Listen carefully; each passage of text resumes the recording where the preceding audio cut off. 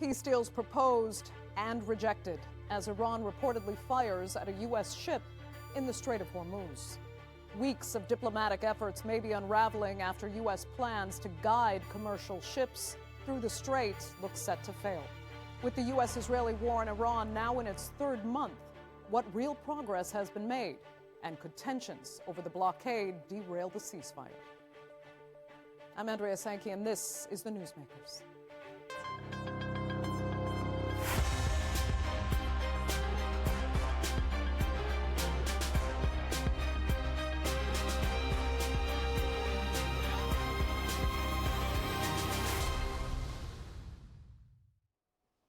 Running low on supplies, cargo crews who've spent more than 2 months stranded in the Strait of Hormuz are getting desperate. The U.S. had pitched a plan to get them out, calling it a humanitarian effort. But Iran is rather skeptical about U.S. intentions.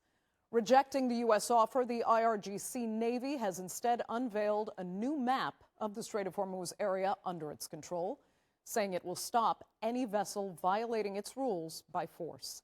And it seems to have done so after firing at a U.S. warship. So are we closer to all-out conflict than before the ceasefire was implemented? Here's a look. The message is clear. Attempt to approach or enter the Strait of Hormuz, and we will attack, Iran warned the United States amid a weekend of announcements from President Trump. Under the law that will be adopted, vessels belonging to the Zionist regime will under no circumstances be allowed to pass through the Strait of Hormuz. Hostile countries, headed by the United States, will also not have the right of passage. It came after the US president posted about Project Freedom on Sunday, in which he outlined a US plan to aid stranded ships out of the Strait of Hormuz under US naval oversight. Though whether that means a direct escort or simply proximity and support if a ship is attacked is not yet clear. There's also uncertainty over its feasibility. Iran has proven successful in disrupting ships passing through the strait despite inferior military firepower and a decimated navy. Iran is blocking the strait to commercial shipping using a combination of relatively cheap drones that can overwhelm traditional naval defences, and agile speedboats many times smaller than the commercial vessels they target, that can deliver explosives, or IRGC soldiers that can board and stage hostile takeovers and interceptions. On Saturday, the US president received a proposal from Iran. He hadn't made up his mind on it, but told reporters he would review. No, I haven't. I'm looking at it up here. Yeah. I'll let you know about it later.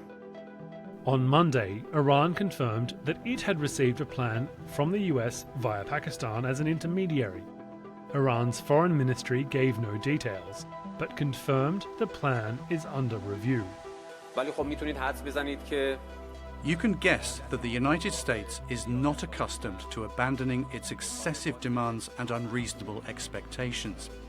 Therefore, we are still dealing with a party that constantly changes its positions and raises issues that can, in practice, disrupt any diplomatic process. But concessions have been made elsewhere.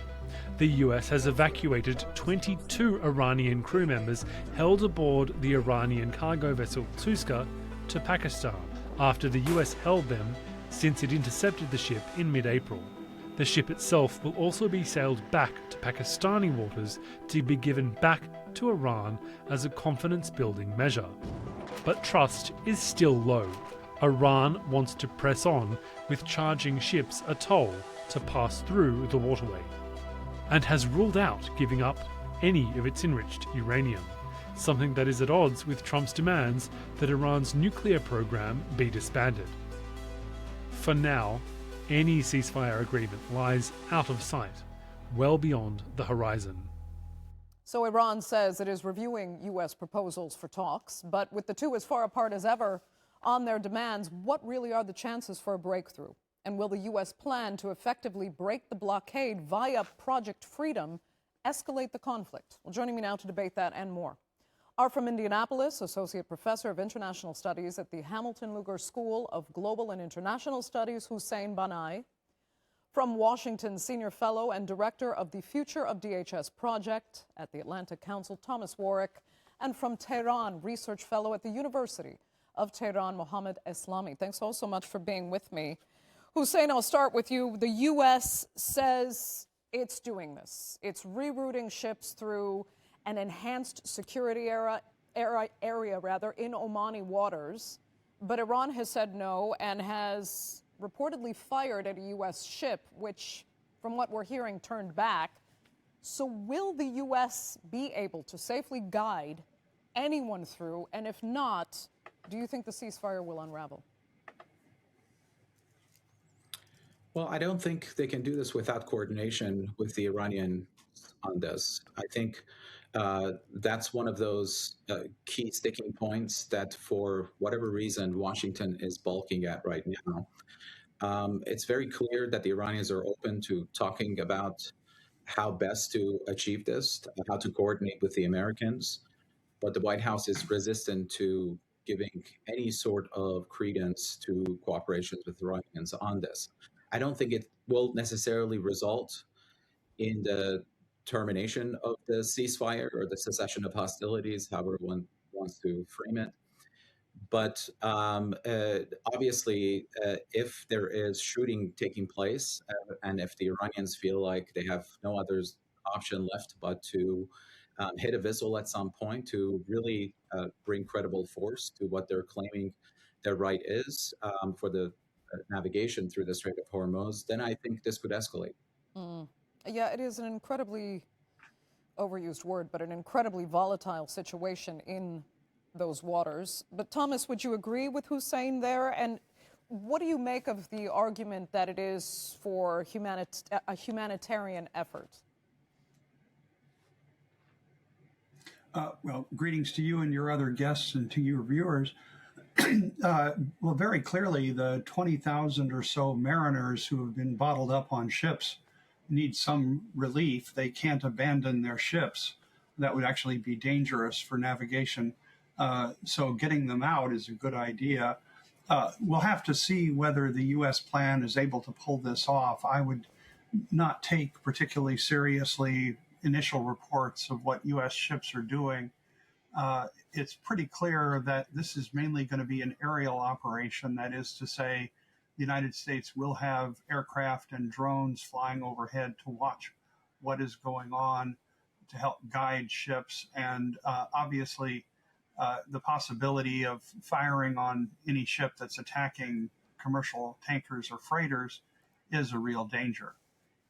Well, Mohammed, does Iran at all want to attempt to provide relief, potentially through cooperation with the United States, for those stranded crew members? I mean, I said at the top of the program that Tehran is rather skeptical of the claim that this is for part of a humanitarian effort. Where do you stand?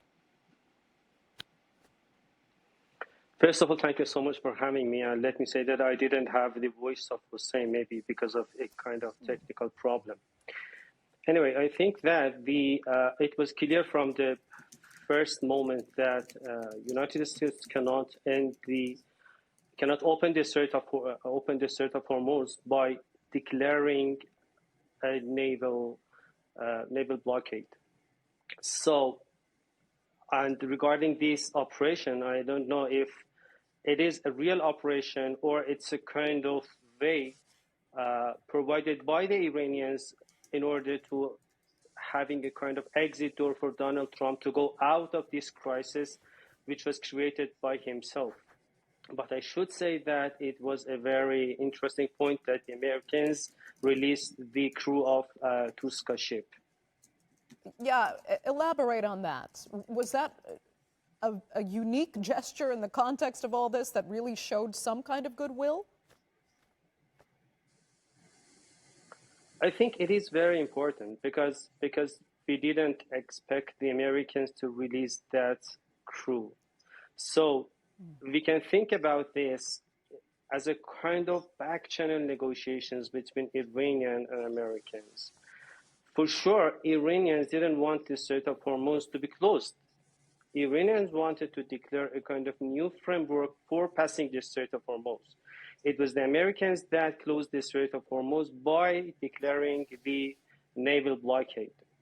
So right now, if the Americans are trying to find some kind of solutions by the name of humanitarian actions, I think that the Iranians are ready to collaborate with them.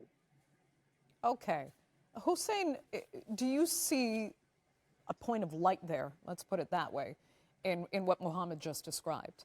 The fact that a goodwill gesture, what some see as a goodwill gesture, was made, and that there is at least a basic exchange of something.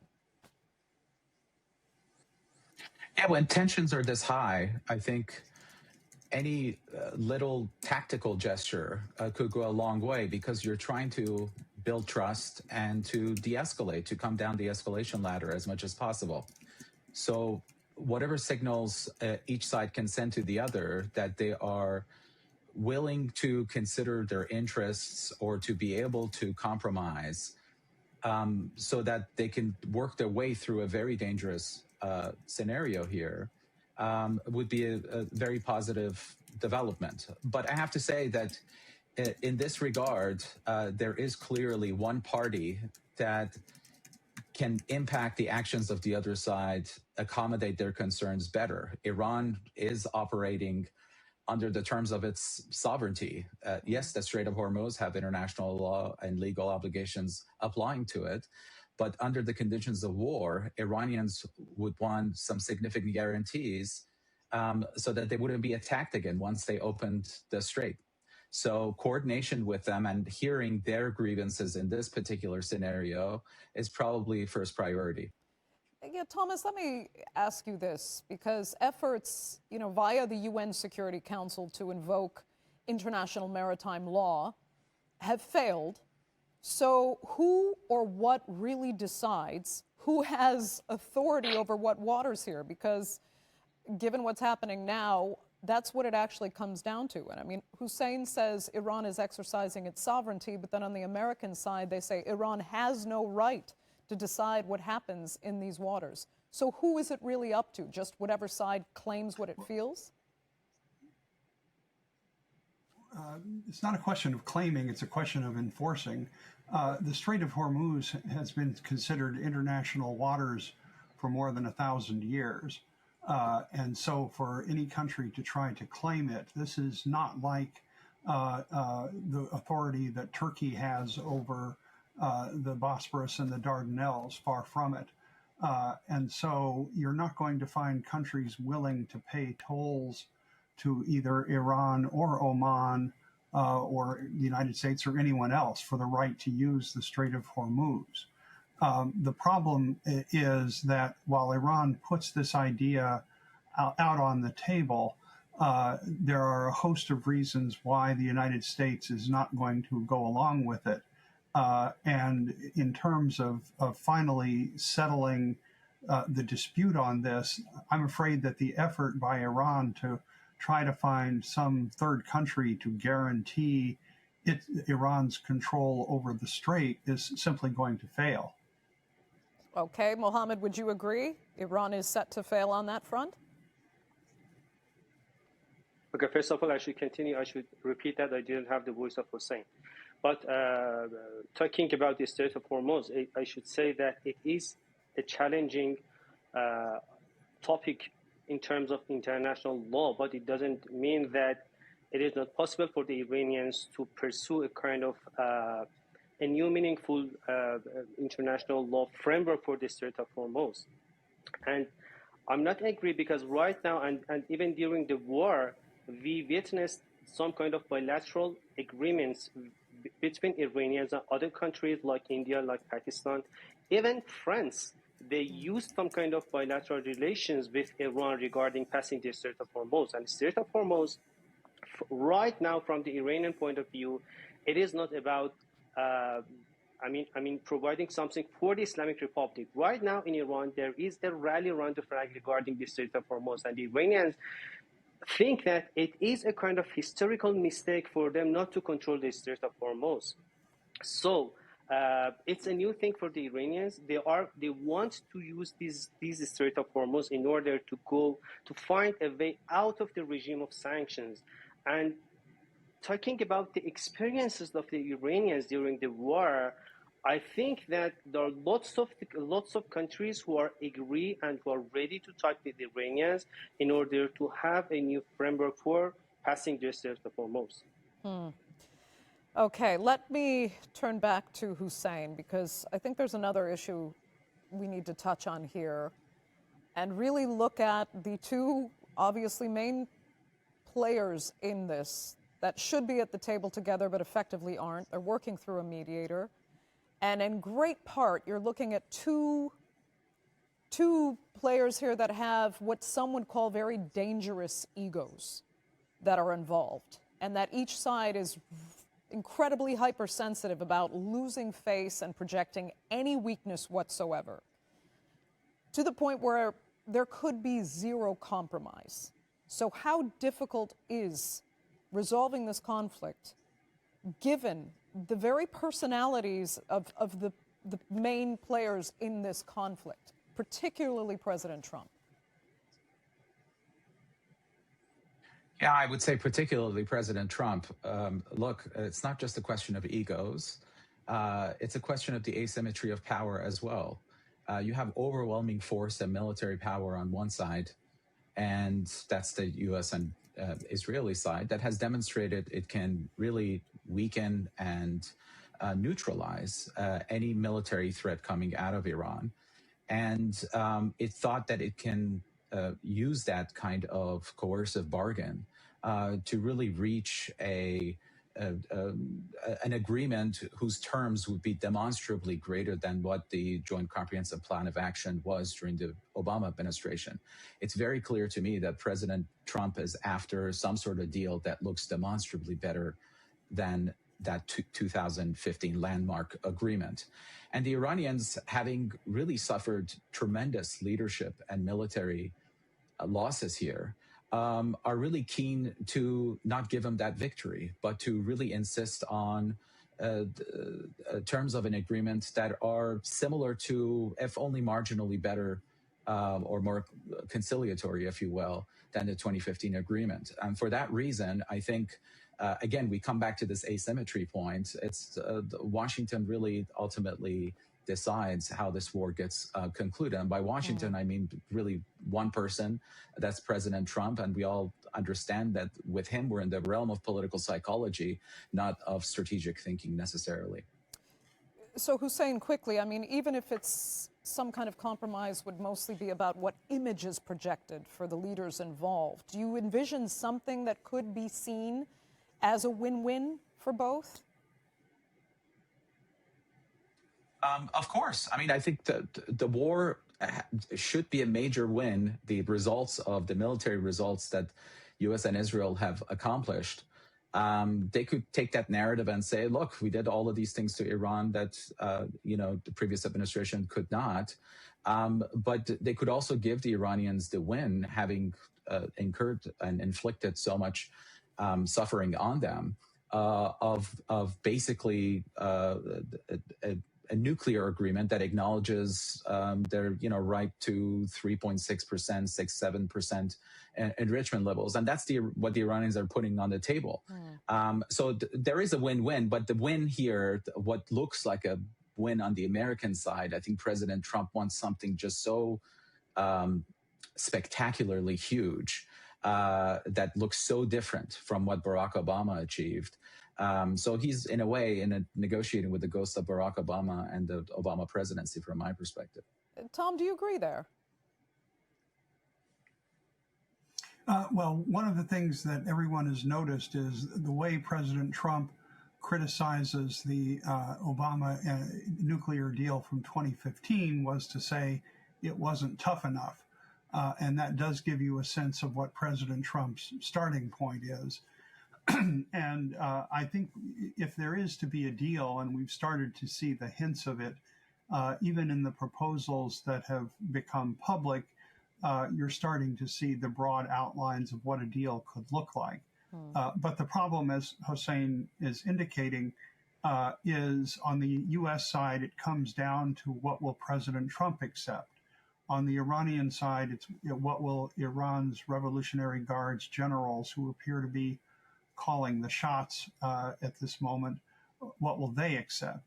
And one of the challenges is, yes, there is a lot of face saving that both sides want to do for themselves. And to the extent that part of that involves humiliating the other side, that's going to make it a lot tougher to get a deal. Right. Mohammed, I'd like, I don't know if you can finally hear Hussein, but I'd like your thoughts on both those stances there. First of all, I should say that the JCPOA was not Obama deal. It was a deal negotiated thousands of hours in different cities all around the world, in Washington, in New York, in Vienna, in many other capitals. So it was a deal endorsed by UN Security Council. So Donald Trump stating that it is Obama deal, it's kind of way to justify violation of a deal which was internationally binding for the American government. So right now, what we witnessed from the first hours of this war is lack of strategy regarding understanding what's going on in this war. Donald Trump didn't achieve none of his goals, none of his team's goals by attacking Iran. Islamic Republic is the same, regime change didn't happen. Iranian nuclear capability is the same. Iranian missile program is the same. Iranian allies are the same. And right now, Iran is controlling the Strait of Hormuz. So what is the solution? The solution is to continuing this coercive diplomacy by forcing not only Iranians, but also other American allies to have the damage of this war. We should consider that the global economy right now is bleeding because of the American decisions. And right now we do have we can see lots of problems in terms of oil prices in East Asia and in many of the European cities. So if the Americans are ready to think differently regarding the negotiations and understanding the realities on the ground, I think that there is a path toward a kind of diplomatic settlement. Okay. Otherwise, I think that the Iranians are ready for a new confrontation. Yeah, Hussein, it's interesting because when we do speak of what the administration in Washington wants now, Iran's nuclear program, he does refer to it uniquely as the Obama deal rather than the P5+1. The Americans were not the only party involved in years of negotiations.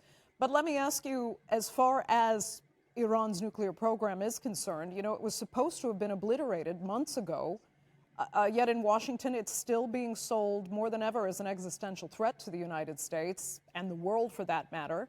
Not dissimilar, as many argue, to the weapons of mass destruction in Iraq. So how would Iran ever actually be believed if it agrees to terms regarding nuclear inspections? And would Iran even agree to that enough so that would satisfy the United States? Well, whether it would satisfy this president and this White House is an open question. But if we go back to a kind of a conventional framework, if you will, under which Iran's nuclear program was being monitored and negotiated through with multiple countries, I fully acknowledge, as I was only mentioning, that the Trump administration looks at this as the Obama deal. I think it's very possible for the Iranians to enter a kind of a multinational or an international UN-led, IAEA-led process of verification that they had committed to before. Now, whether the experience of this war has convinced them that there needs to be more guarantees than just a diplomatic path. Remember, they got attacked twice in the midst of negotiations, and they thought they were discussing its nuclear program, and then that happened to be a kind of a deception campaign prior to military attack. There needs to be guarantees provided to them this time around that this is about serious negotiations and not just some sort of cloak and dagger play. So I think, this war has ended up putting more bargaining chips on the table for Tehran. They can now point to this experience of negotiation that they had a bad faith partner on the other side of it. And they would seek guarantees, not just from the US government, but from European countries and from the United Nations, that they hold the Americans to a diplomatic process, and so that the military option is not one that they'll constantly have to worry about. Whether the UN has the capacity to do this in this international environment is highly questionable. Obviously, the Trump administration has really turned international law upside down on its head. Okay. You know what? Very unfortunately, that's actually going to have to be the final word. The clock really is against us today. So I'd like to thank all three of my panelists, as always, so much for being with me, and our viewers for joining us as well. Remember, you can follow us on social media, and do be sure to subscribe to our YouTube channel. I'm Andrea Sankey. We'll see you next time.